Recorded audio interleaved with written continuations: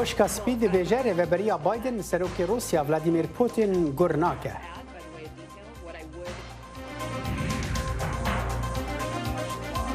Biden بۆ کنترۆلکردنی نرخی وزە فەرمانیدا ڕۆژانە 1 ملیۆن بەرمیل نەوت بکەوێتە بازاڕەوە.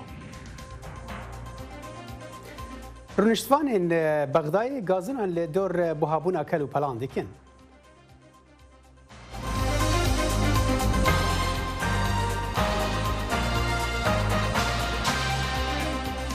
تەماشا چێلێ خۆشەویستی دەمەتان خۆش لە واشنگتن دیسیەوە خۆشاتنەوە ڕای بەرنامەی کورد کۆنەکشن من جانی دیلان ئۆمیدوارم دەمێگی خۆش وەلمان بوونە سەر. سلااو و rêzê min Salih Cerjî bo we bîner hêja fermo em ji Amerîkayê dest pê bikin. Rêveberiya pêwendiyan ya Koşka Spî Kate Bedingfield bersiva pirsiyareke derbarê peyama Amerîkayê da got rêveberiya Biden serokê Rûsî Vladimir Putin gur nake li dor şerê dijî Ukraynayê. Lê wê dopat kir ku Koşka Spî dê berdewam be di pêşvebirina stratêjiya Washingtonê da û dê her tiştî bike da piştrast bike ku Ukraynî her tiştekî pêwîst heye bo wan ji bo vegerandina dijminahiya Rusyayê. Serok Joe Biden roja pêşemê got ku ti belgeyên diyar nînin ku serokê Rusya Vladimir Putin hêza xwe ji Kiyevê vedikşîne. Her çendî sozdabû ku operasyonan li wê herêmê kêm bike. Roja sêşemê Rusya gotibû ku ew ê operasyonên derdora Kiyev û bakurê bajarê Çernihîv kêm bike da ku baweriyê di navbera her du aliyan de ji bo guftûgoyan ava bike. بەپێ پێداچوونەوەیەکی پێنتاگۆن بینکە سەربازیەکان کە مەترسیەکی زۆریان هەیە بۆ دەزیرەژی سەکسی و هەراسانکردن و ڕافتارە زیانبەخشەکانی تر زۆر جار وای کردووە سەرکردەی وایان هەیە کە لە ڕێگەریکردن لە توندەتیژی تێناگەن و نایکەنە هەرە سەردەستەی کارەکانیان و زۆرتر تیژ دەخەنە سەر ئەرکی خۆیان تاکو خەڵکەکەیان. پێداچوونەوەکە لە 20 بنکە لە ئەمریکا و ئەوروپا کراوە لەوانە 18 بنکە لە هەندێک لە کێشەکانی توندوتیژی کە لەو ڕاپەرسیەدا هاتووە کە لەلایەن کەش و بای فەرماندا ئەنجام دراوە. ڕاپەرسیەکە بۆی دەرکەوتووە پێشیلەکان لە ژمارەیەک بنکە سەربازیەکان لە ئەڵمانیا و ئیسپانیا زۆرتر بوونە کە سەرکردە سەرەکیەکان و سەرچاوەکان لە شوێنەکەدا نەبوونە لە کاتی پێشیلەکاندا. وەزارەتە دەرڤەیە ئەمریکا دەبێژە ئەو ژێ ئاگاهداریên xwe piştrasên ku rawişkarên serokê Rusya Vladimir Putin agahiyên şaş digihînin wî li dor êrişên leşkerî lê Ukraynayê. Pevdarê wezaretê Ned Price got her kesê ku gumanê dixe agahiyên me yên li dor tiştê ku li nav Rusya û heta li nava kesên ku siyaseta Rusyayê de birêve dibin divê tenê binêre me bi awayekî vekirî çi got û çi li ser erdê bû. Axiftinên Price tên piştî berpirsên agadariya Amerîka gotibû ku rawişkarên Putin agahiyên şaş li dor şerê ragihandine wî. Price her wiha behsa hişdariya Wezareta Derve ji bo welatiyên Amerîkî li Ukrayna û Rusyayê kir û got pêwîst e hemî welatiyên Amerîkî di zûtirîn dem de ji Rusya û Ukraynayê derkevin. سەربازە ئۆکرانیەکان کە بەرگری لە کیێڤ دەکەن دەڵێن گۆمانیان هەیە لە ڕاگەیانە ڕوسیەکان کە بانگەشەی ئەوە دەکەن لە دەوروبەری پایتەخت کردارە لە سەربازیەکانیان کەم دەکەنەوە. لە یەکێک لە بازگەکانی دەرەوەی کیێڤ سەربازی گوتی دڵخۆشە بەوەی کە ڕووسەکان دەکێشنەوە. بەڵامەتی پاسەوانەکەی هەروەکو خۆی ماوە و هێشتا ئامادەیە ڕوبەڕووی دوشمن ببێتەوە. بەڵام بەرپرسانی ئۆکرانی و ڕۆژاوایی لەو باوەڕەدان کە رووسیا هێزی خۆی ناکیشێتەوە بەڵکو لە ئاراستەیەکی تردا خۆی کۆ دەکاتەوە. وەزیرê derveyê Rusya Sergey Lavrov îro înê hêviya xwe derbirî ku pêwendiyên wan bi Hindistanê re wekû xwe bimînin piştî operasyona leşkeriya Rusya li Ukraynayê. Wezîr Lavrov di dema serdana xwe ya New Delhi ya paytexta Hindistanê de axivî cihê ku ew li gel heftayê xwe yê Hindî sobmarmiyaman caşên kar kom bû. فریاگوزارانی ئۆکرانی یارمەتی دانیشتوانی بە ساڵارچووی ئێرپینیان دەدەن کە چەند هەفتەیەکە بەپێ بەبێ خواردن و ئاو خۆیان لە بردوانی ڕوسیا شاردوونەتەوە. ئەو گرتە ڤیددیۆی کە لەلایەن کارگوزارانی فریاگەوتنی دەوڵەتی ئۆکرانیا بڵاوکراوەتەوە فریاگوزاران پێشانیاندا کە یارمەتی خەڵک دەدەن بۆ تێپەڕبوون بەسەر پردێکی وێرانکراودا لە ڕۆژی پێنجشەممە. بە پێ راپۆرتە فەرمیەکان لە سەرەتای داگیرکاریەکەوە نزیکەی 50% ژێرخانی شارەکە لە ناوچوون. رونشتوانên bajarê Bexdayê gazinan dikin li dor bilindbûna nirxên kelûpelan ku krîza Ukraynayê bandoreke rasta rast daye ser bazarên Bexdayê ku niha buhayê şûşeyeke zeyta xwarinê duqat bûye. Omyonis Iraqiyeke 6 salî ye dibêje her tişt buha bûye, goşt buha bûye em nakirin, şîranî buha bûye em çê nakin. Dê demekê da ku welatên Rojhilata Navîn ji meha Remezanê re xwe amade dikin, meha ku têda malbat êvaran li hev kom dibin û fitara xwe vedikin. Ew malbat ketine bin bandora bilindbûna nirxên xwarinê li ser asta cîhanî di encama krîza Ukraynayê da ku rasterast ziyan gihandiye civakên hejar yên wekû li Libnanê ku rêxistina Human Rights Watch dibêje 80% ji xelkê di bin hêla hejariyê de ne. حکوومەتی ئوکرانیا دەڵێت هێزەکانی رووسیا ڕێگەیان لە 45 باز گرتووە کە بوو گواستنەوەی و دەرکردنی هاوڵاتیانی سڤیل لە شاری بەندەری گەمارودراوەکەی ماریپۆڵ نێردراون و تەنیا 631 کەس توانیویانە بە ئۆتۆمبیلی تایبەتی خۆیان لە شارەکە دەربچن. جێگری سەرۆکوەزیران ئێرێنا فریشچۆک لە درنگانێکی ڕۆژی پێنجشەمەدا وتی 12 پاسی ئۆکرانی بە یارمەتی مرۆیی میلیۆتۆپۆلیان بۆ ماریپۆڵ جێهێشتووە، بەڵام هێزەکانی رووسیا پاسەکەیان وەستاند و دەستیان بەسەر 14 تەن خۆراک و دەرماندا گرت. بە وتەی بەرپرسانی ئۆکرانی دەیان هەزار کەس لە ماوەی ئەم چەند هەفتەیەی دوایەدا بە درێژایی ڕێڕەوە مرۆیەکان لە ماریپۆڵ دەرچوون. سەرۆکی ئەمریکا جۆ بایدن ڕۆژا پێنجشەمێ فەرمان دا ku li dirêjiya 6 mehan rojane 1 milyon bermîl niftê yedek yê Amerîkayê were bikaranîn ji bo kontrolkirina nirxên enerjiyê ku bilind bûn piştî Amerîka û hevalbendê wê cezayên tund danîn ser Rûsyayê. Biden got eger em bixwazin nirxa sûtemeniyê kêm bikin divê em wê bêhtir dabîn bikin. Biden her wiha daxwaz kir ku Kongres cezayên darayî bide ser wan kompaniyên gaz û neftê yên zeviyên giştî kirê dikin û berhema nadin. Biden got ez dizanim buhayên gazê niha giran û bijanin. Wî got plana min dê roja îro wê janê sivik bike û siberojê ewle bike. تورکیا دووچاری خۆپیشاندانە سەرتاسەرەکانی فزیکەکاندایە لەبارەی توندوتیژی و بەتربوونی بارودۆخی ئابووری. وڵاتەکە دووچاری فرەتربوونی بیاوێنەی دکتۆرەکانە کە واز لە کارەکانیان دێنن و ڕوودەکەنە دەرەوەی وڵات کە هەڕەشە لە یەکێک لە دەستکەوتە گەورەکانی سەرۆکی تورکی ڕەجەب تەیب ئەردۆغان دەکات. لە یەکێک لە گەورەترین نەخۆشخانەکانی ئیستانبول پزیشک و پەرستاران دواترین خۆپیشاندانیان ئەنجامدا لە بێزاری دەڕبڕینە بەردەوامەکانی سەرتاسەری وڵاتەکەدا. شەپۆلیەک لە هێرشی توندوتیژی لەلایەن نەخۆشەکان و خزمەکانیان دژ بە پزیشکەکان ئەنجام درراوە بەهۆی بێزاری و تووڕەبوونیان لە چاودێری پزیشکی لە ماوەی کۆڤید-19دا. بە پێی ئەمارێکی کۆمەڵی پزیشکی تورکیا 84% پزیشکەکان ڕوبەڕووی هێرشکراونەوە لەگەڵ 30 هێرش کە ڕۆژانە لە ساڵی ڕابردوو تۆمارکراون.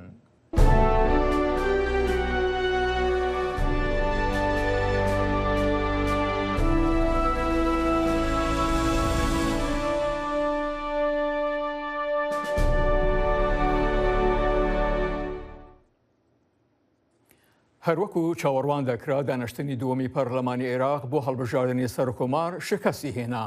ئاخۆ عێراق بەرەو کێ دەڕوات؟ بۆ تاوتێککردنی ئەم بابەتە سەرکەوت شەمسودین ئەندامی پێشووی پەرلەمانی عێراق ڕاستەخۆ لە یەڵەتی بەرژیانیاوە لە ڕێگای سکایپەوە لەگەڵماندایە. کاکە سەرکەوت خۆشاتنەوە بەڕامەی کورد کۆنەکشن ئەو بارودۆخەی کە دروست بووە شیانی هەیە عێراق بە چ ئاراستەیەکە بەبات و هەنگاوی داهاتوو چییە؟ بەڵێ زۆر سپاس بۆ ئێوە دەنگی ئەمریکا کاکجانی.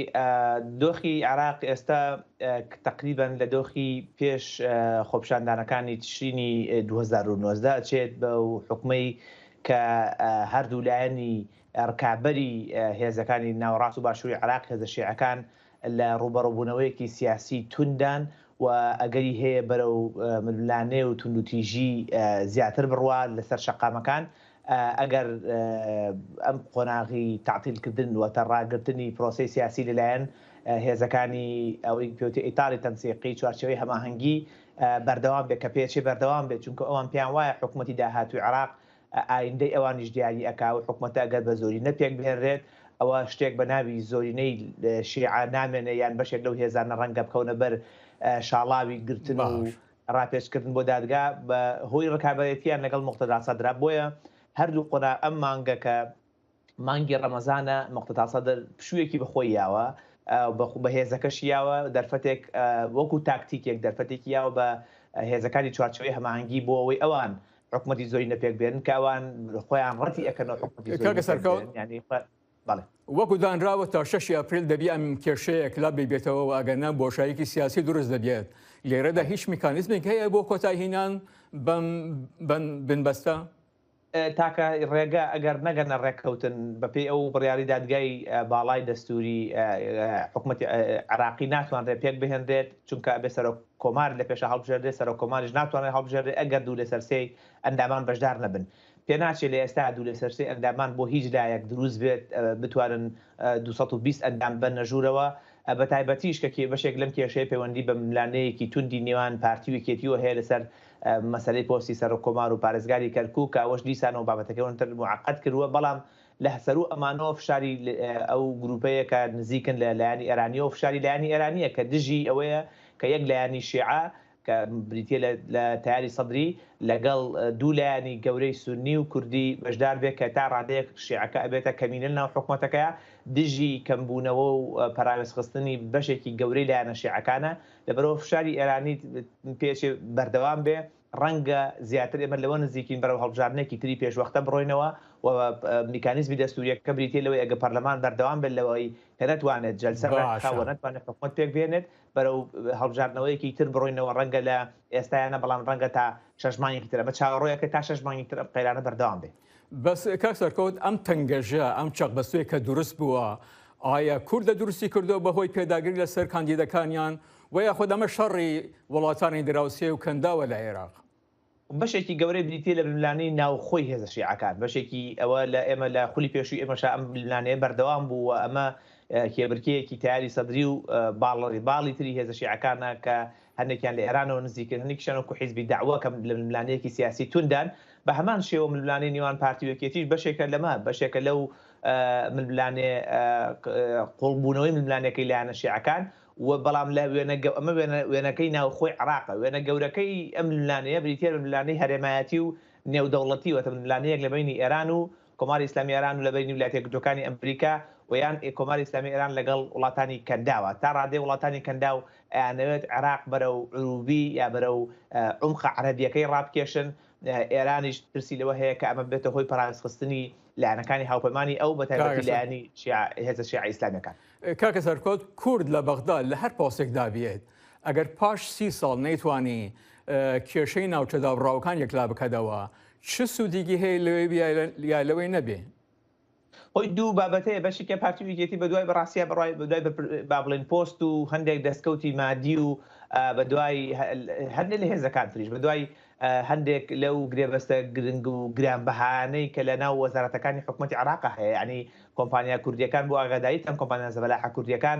بە بەهای ملیارەها دۆلار گرێبەستیان لەگەڵ حکوومەتی عراقی هەیە ئەمە بە بەلاش دروست نەبووە بەهۆی وجودی پارتیویکێتیوەیە کە لەوێ بووە و توانیانە بۆ کۆمپانیەکانی خۆیان پشتی گەورە لە گرێبەستە زەبەلاحەکانی عراق بچڕن کە بەشێکی گەورەی ملانەکە پارەیە و پۆستەکەش دیسانەوە بۆ دەستکەوتی مادیە لە بەغدا ئەمە وەکو هێزی سیاسی وەکو هەر هێزێکی سیاسی بەشێکە لە طموحی خۆی کە لە بەغدایە هەیە سەبارەت بە مەسەلەی ناوچە جێناکۆکەکان ئەو بابەتانە بەڕاستی بەشێکی گەورەی دەستور ئەسڵەن تعتیل بووە یەکێک لەوانە مەسەلەی جێبەجێکردنی مادەی 140 بەهۆی ئەو دۆخەی عراق تێکەوتووە ئەسڵەن لە ئەجێندای گفتوگۆکانی پارتیویکێتی نییە لە بەغدا یعنی ئێمە لە 3 ساڵی ڕابردوو کە لە بەغدا بووین نەمان بینی دانیشتنی تاریخی پەرلەمان لەسەر و گرفتانە بکرێت کە پەیوەندی بە هەرێمی کوردستان هەیە بەڵام کاتەکەمان زۆرکەمە تویتەکەی سەدر چ پەیامێکی هەبوو و ئایا حکوومەتی ئەگە دروست بکرێتن بەرگەی 4 ساڵ هێر دەگرێت؟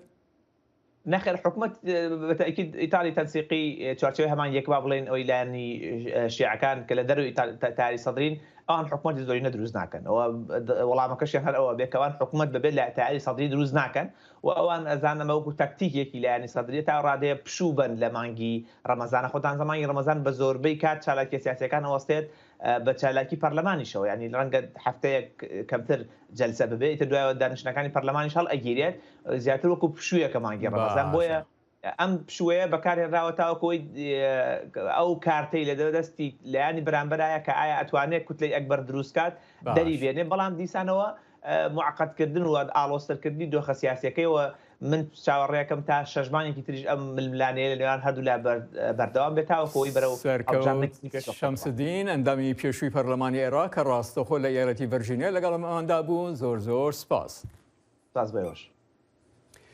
گرژیên di navara aliyên Kurdî de gihiştina asteke nû di demekê ku Partiya Demokrata Kurdistan û Yekîtiya Niştimaniya Kurdistanê di rêkeberiyekê de ne ji bo kontrolkirina seroktiya Iraqê welatiyên Kurd ji van nakokiyan dilgiranin û dibêjin ew nakokî hêviya wana siberojê kêm dike.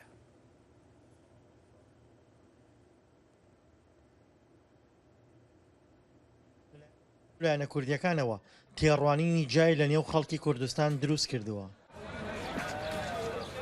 بەشێک لە دانیشتوانی هەرێم ڕەخنە لەو حیزبانە دەگرن بەوەی شەڕی پۆست دەکەن نەک خواستە نەتەوەییەکان. حیزبە کوردیەکان لە پەرلەمانی عێراقا بەڕاستی بەگشتی ئەمە باسی بکەین شتێکی ئەوتۆیان نەکردو بۆ هەرێمی کوردستان هەمویان سەیرەکەی بۆ پۆست و فلە و ئەم پارە بە تایبەت دەچنە بەغداد. حیزبە کوردیەکان لە بەغا لە دەردەسەری و کۆسب زیاتر هیچیان بۆ کورد لە هاوردە هیچیان بۆ کورد ئیشی ملت ناکەن هیچیان بۆ ملت دایکە هەمووی بۆ پۆست و پارە و خیانەتکردن لە یەکتر و پاشقڵکردن لە یەکتری خەڵک ئیسفادەی لیان نەکردە و ئیسفادەشیان لێ ناکە بە هیچ شێوەیە. دوای ڕوخانی بەعس لە ساڵی 2023 و تاکاتی نووسینەوەی دەستوری عێراق و دواتریش هێزە کوردیەکان لە بەغدا یەکدەنگ بوون.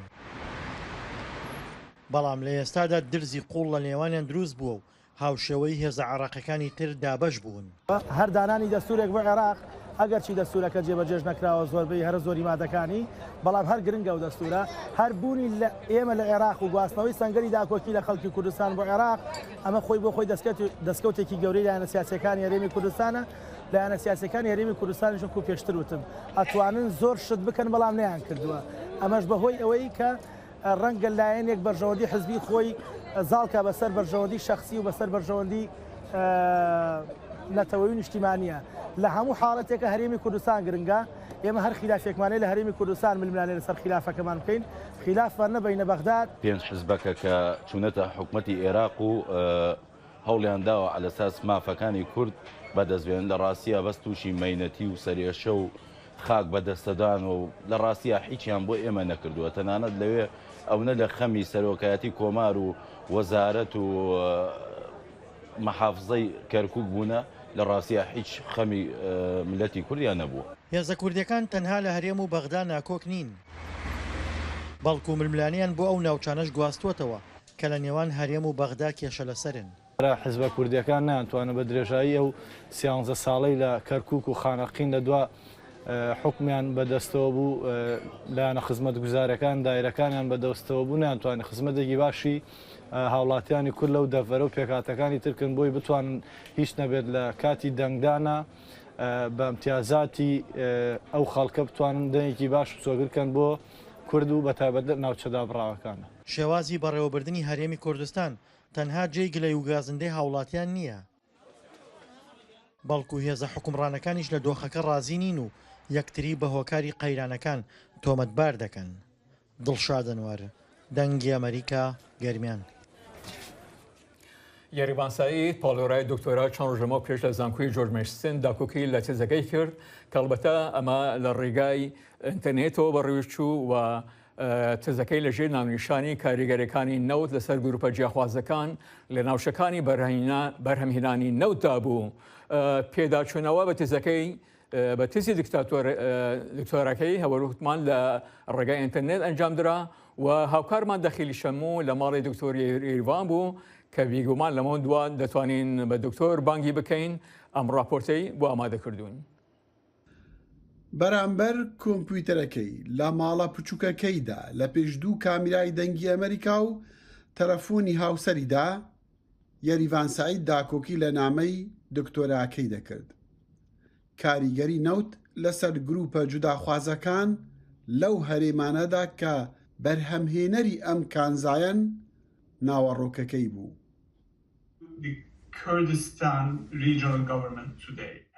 هەرێمی کوردستانی عێراقیش لە ساڵی 2017دا نمونەکەی بوو. دیمەنێکی سادە بەڵام بابەتێکی بەنرخ و گرنگی ڕۆژ بوو.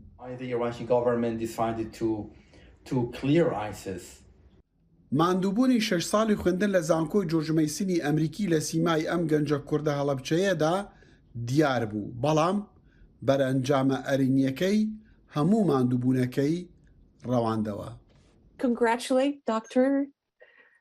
Yerevan. Congratulations. Congratulations. This is really well deserved. کەواتە ئێستا دەتوانین پێت بڵێن دکتۆر یاریڤان. بەڵێ بەشێکی ڕسمی سپاس. دکتۆر یاریڤان لە لێکوڕینەکەیدا گەشتوتە ئەو ئەنجامەی کە نەوت لە زۆربەی هەرێمەکانی جیهاندا بە هەرێمی کوردستانی عێراقیشەوە هاندەری سربەخۆیی بووە، بەڵام کاتێک نەوت تەنها داهات و تەنها فاکتەر بێ دەبێتە هۆی نەهامەتی. ئەمەی کەی بینیت ئەمە منم لە 2010دا بۆچی ئاوا کێشم زۆرە، ناتوانم بە ڕێگا بڕۆم، ناتوانم زۆر شت بکەم لەبەر ئەوەی خۆراکەکانی من تەنها بریتی و لە فاسۆلیا و برنج یەک جۆرە خۆراک. نەوتیش بە هەمان شێوە کاتێکە ئابووری وڵات سەرچاوی داهاتی تەنها یەک شتە بێت، وەکو تەندروستی مرۆڤ بە هەمان شێوە کاریگەری لەسەر وڵات ئەبێت، نەک تەنها لەسەر ئابووری بەڵکو لەسەر هەموو کایەکانی کۆمەلگا و هەروەها سیستەمی سیاسی. لەبەرەوە ئەگەر بێت و حکومەتی هەرێمی کوردستان یان هەر وڵاتێکە پشتبەستووە بە نەوت نەتوانێ سەرچاوەکانی داهاتی فرەچەشن بکات لە ڕاستیا وەکو من 2007 لێیە. ئەمریکیەکان پێش هەموو وڵاتانی دیکەی کە دۆستی کورد دادەنڕێن کەی دەگەنە ئەو قەنەعەتەکە کورد سەر بەخۆ بێ وان نەوتەکەش یارمەتی دەربێ وەکو یانش پێویستە بۆ وڵاتی سەر بخۆ. ئەو ناوچە جیۆپۆلیتیک سەختەیە کە کوردی تایە کە کوردا بەشکراوە بەسەر 4 دەوڵەتی بەهێزە، ئەگەر بێت و سەیری بارودۆخی وڵاتەکە بکەین لە ڕۆی سیاسی و لە ڕۆی ئابووری و بینی بەرژەوەندی هەرێکێک لە وڵاتانان تەنانەت ئێرانیش کە ئێستا نەیاری ئەمریکایە لەوە چێ لە سەر ئاستی استراتیجیا ئێران گرنگتر بێ بۆ کورد. ئەمریکا کە پشتگیری دەوڵەتی کوردستان ناکات لەبەرەوە ئازانێت کە بە دوای خۆیان چیە هێنێ، لەبەرەوە ئازانێت کە بەرپرسیارەتێکی زۆر زۆر گەورەیەوە ئەمریکاش ناتوانێت بۆ هەتایە دەستی بە کوردەوە بێت و کوردستان بپارێزرێ. ئەمە لەوانەیە بڵم گرنگترین هۆکارە لەوەی کە زۆر وڵات یان هیچ وڵاتێک نیە لە ڕاستیا کە پشتگیری سربەخۆی کوردستان بکات.